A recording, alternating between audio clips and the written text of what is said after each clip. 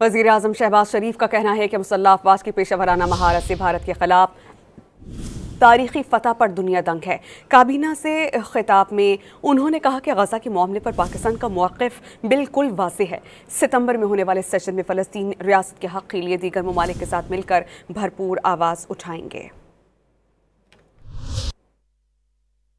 आज जब पाकिस्तान को अल्लाह ताला ने अगर इज़्ज़त दी है तो जंग जो जीती है आपने, आपकी अफवाज ने, आप उनकी जो दिलेरी, उनकी जो एक्सपर्टीज़, और वो भी कन्वेंशनल वॉरफेयर में दुनिया दंग रह गई है।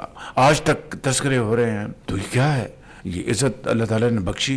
एक बेहतरीन कारकर्दगी, पूरी कौम इकट्ठी थी और फील्ड मार्शल ने फ्रंट से लीड किया, एयरफोर्स ने कमाल कर दी।